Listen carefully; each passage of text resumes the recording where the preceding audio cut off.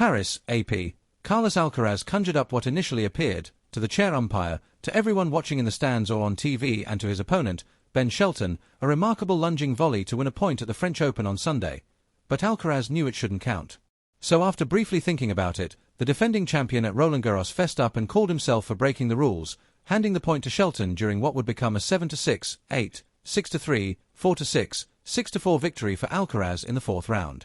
"It's a shame, because it was the hot shot of the day," Alcaraz said later with a smile. "Crazy shot," Shelton said. Here's what happened.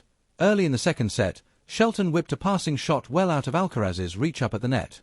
So Alcaraz flung his racket, and, as his equipment flipped through the air, its string somehow not only made contact with the ball but sent it back over the net and onto the other side of the court. Initially, the second-seeded Alcaraz was awarded the point. But he went over to the chair umpire to admit that he wasn't holding his racket when it touched the ball. That's not allowed, so he conceded the point to Shelton, an American seeded 13th. When the official informed the court Philippe Chatrier crowd what had happened, Alcaraz was given a round of applause. "I thought, okay, I could not say anything. But I would have felt guilty if I didn't say anything," Alcaraz explained. "It's just about if I know that I didn't do, or I did, a wrong thing. I have to say. I have to be honest with myself. I have to be honest with Ben, with everyone. It's just about the respect we have against each other, and I think that sports, in general, should be like this."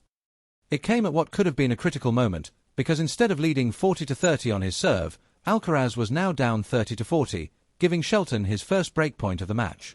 But Alcaraz saved that one, and 5 others in that 20-point game, along the way to taking a 2-set lead in an entertaining matchup between a pair of 22-year-olds who hit the ball hard.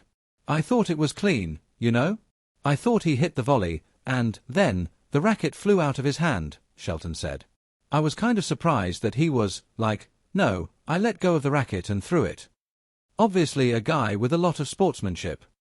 Shelton, twice a semi-finalist at majors, delivered serves at up to 143 miles per hour, 230 kilometers per hour, and forehands at up to 116 miles per hour, 187 kilometers per hour. Alcaraz, already a 4-time Grand Slam champion, showed off various parts of his repertoire. It was tighter than the score might indicate. Shelton held 3 opportunities to own the opening set, leading in the tiebreaker at 6-4, 6-5, and 7-6. Take any of the subsequent points, and Shelton would own that set. But Alcaraz, who meets number 12 Tommy Paul of the US in the quarterfinals Tuesday, saved the first with a service winner. Shelton netted a backhand on the next.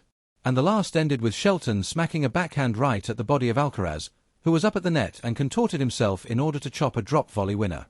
Alcaraz then converted his second set point, closing a 15-stroke exchange with a down-the-line forehand that drew a mistake from Shelton. The third set went to Shelton when Alcaraz put a forehand into the net, and the big swinging American punched the air, then his chest, and screamed, "Let's go, baby. Come on." The fourth swung Alcaraz's way when he used a drop shot winner to set up a break point that he claimed for a 2-1 edge and, after a total of 3 hours, 19 minutes, he was able to finish off an 11th consecutive win at Roland Garros.